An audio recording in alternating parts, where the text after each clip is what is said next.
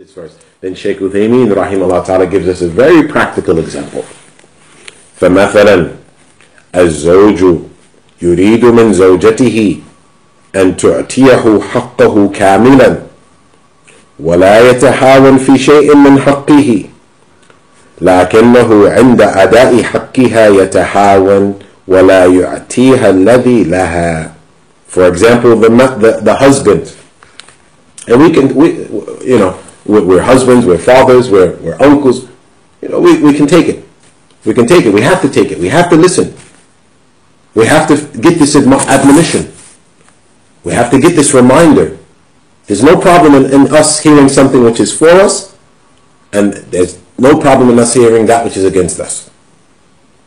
And we submit to the admonition. What does the Shaykh say?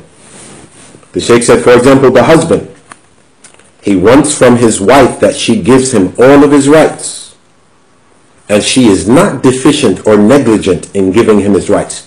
He wants that she's not deficient, she's not negligent. He doesn't accept deficiency or negligence.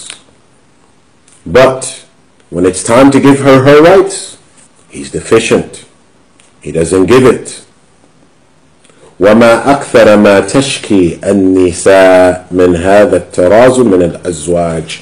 And how often are the women complaining about this type of husband, or these types of husbands? وَالْعِيَاذُ بِاللَّهِ. We seek refuge in Allah. Shaykh Uthaymeen, and he's a husband, rahmatullah alayhi. At the time that he was saying this, he was a husband.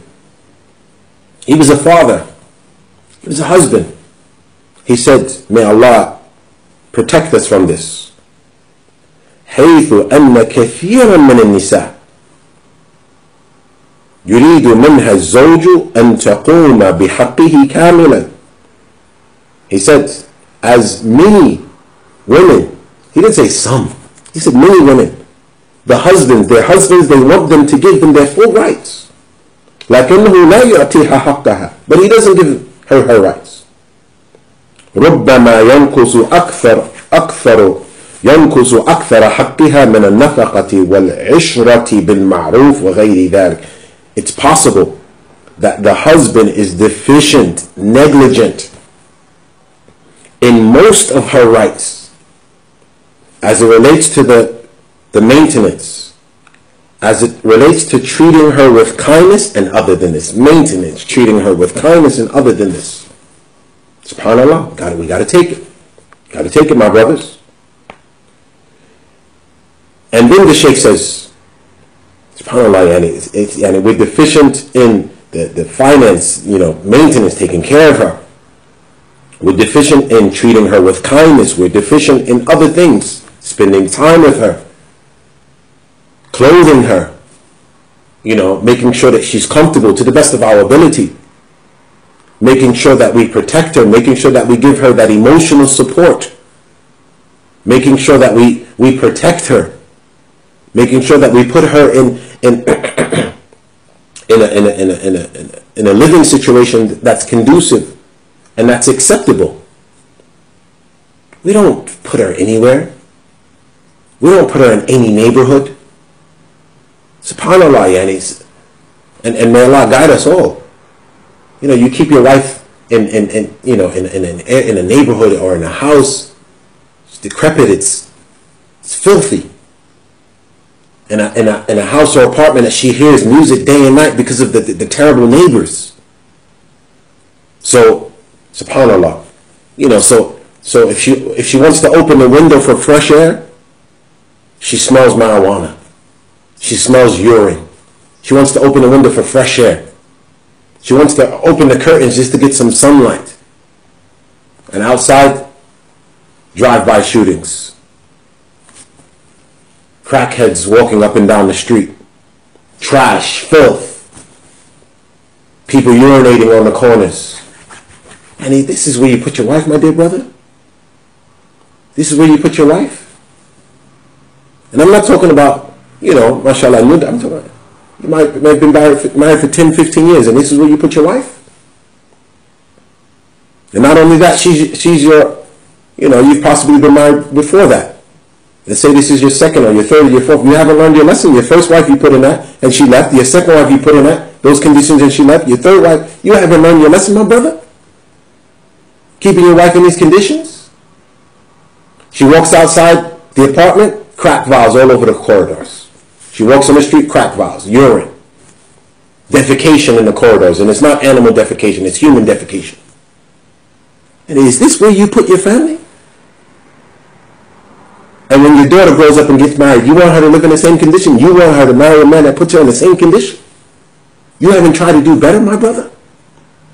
And once again, notice I didn't say that this is your first marriage and you're just starting and you're trying. No, I said this is your third, fourth, fifth marriage. And the previous wives, they left you for the same thing. You haven't improved your conditions in any way. You haven't tried to do better. Try to put your wife in a better condition. In a place where she can open the window, open the curtains and smell fresh air.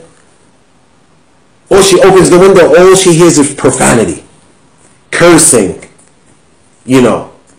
them talking about the cursing, them talking about the parties, them talking about, so she only hears music. She only smells urine and marijuana. She only hears cursing. And you out the house working. And may Allah bless you for that. May Allah bless you for working. But how can your wife be cultivated in this type of condition?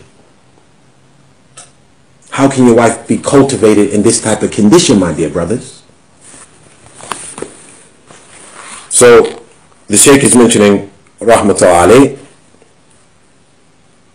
that many of the women are complaining that the husbands are deficient in this regard, in their spending, in their treating them with kindness, and other than that.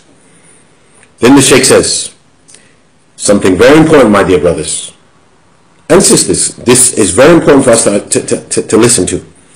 إِنَّ ظُلْمَ النَّاسِ أَشَدُّ مِنْ ظُلْمِ الْإِنسَانِ نَفْسَهُ فِي حَقِّ اللَّهِ. When you oppress others, it is worse than you oppressing yourself as it relates to the rights of Allah. It is worse when you oppress others. It is worse than you oppressing yourself. لأن ظلم الإنسان نفسه أو لأن ظلم الإنسان نفسه في حق الله تحت مشيئة إن كان دون شرك إن شاء الله غافر له وإن شاء عاقبه عليه. He said, because when you oppress yourself as it relates to the rights of Allah, you are under the will of Allah. As long as it's not shirk, and I'm going to explain, as long as it's not shirk, you're under the will of Allah. Allah can forgive you or Allah can punish you. What does the Shaykh mean by that? The Shaykh means by that, rahmatullahi alayh, if I oppress myself, sinning, مثلا وَنَعُوذُ بِاللَّهِ, if a Muslim listens to music, that's between him and Allah. If a Muslim looks at something which is not permissible, that's between him and Allah. If a Muslim delays his prayer, that's between him and Allah. He hasn't oppressed someone else. He hasn't harmed someone else. So those things that he's done, he's listened to music, it's a sin. It's a sin, but it's between him and Allah. He's watched something impermissible, it's a sin, but it's between him and Allah. He's delayed his prayer, it's a sin, but it's between him and Allah. He has not oppressed someone else, he's oppressed himself. He's oppressed himself. So that's between him and Allah. Allah can forgive him, Allah can punish him. He seeks forgiveness from Allah, he makes tawbah. He tries his best, we know the conditions for tawbah. He tries his best not to continue upon that. So that can be wiped away. So that is oppression for himself. But if you've repressed your wife, if you've repressed your children, if you've repressed your neighbors, that sin is not between you and Allah. That sin is between you and the person. And on Yawm al-Qiyamah, you have to give the people back their rights. So that's what the Shaykh means, is when you oppress others, it's worse than you oppressing yourself.